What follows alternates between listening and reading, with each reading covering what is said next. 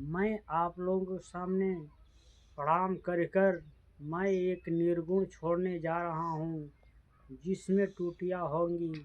आप लोग भैया क्षमा कीजिएगा। कैसे?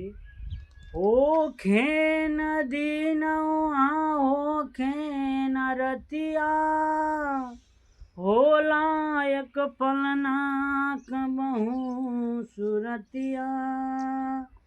हंसिया रोवाइल सुने के बयापने,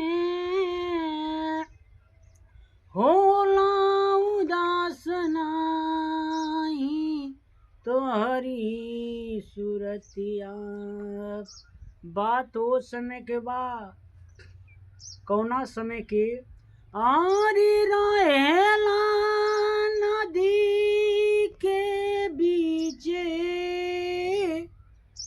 गोड़ा ऊपर मुड़ी नीचे।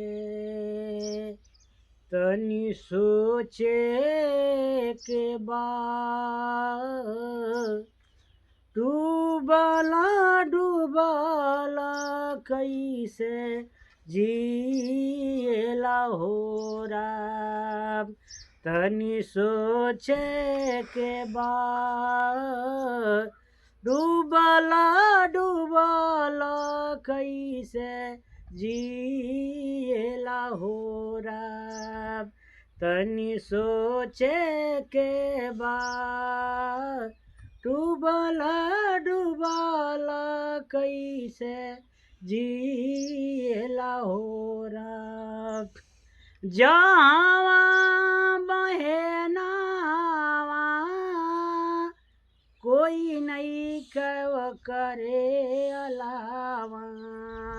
जावा बहे नावा कोई नहीं क्यों करे अलावा। तनी सोचे के बाद डूबला डूबला कैसे जिएला हो राम। बात वो समय के बाद जब माता के गोद में बेटा पैदा लेलन, बाबू मुड़ी ऊपर रहेले गोड़ नीचे, न वहाँ पानी मिलेला न वहाँ हवा मिलेला, लेकिन मतारी के नाभि के रास्ते से जाता है अन्न और पानी और बच्चा जीता है। दूसरे बंध में भक्त बतौले बा कैसे? जावा बहे नावा कोई नहीं के वो करे अलावा।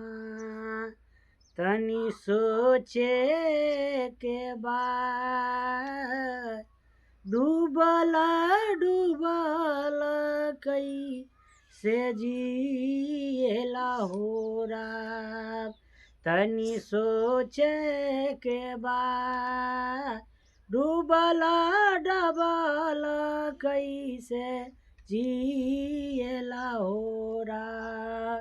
चढ़बा नदी के पाट जो हेला न कौनो घाट।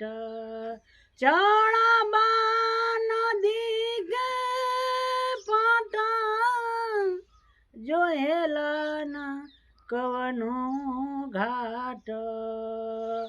तनी सोचे के बाद डूबला डूबला ससिया लेवेला हो राम।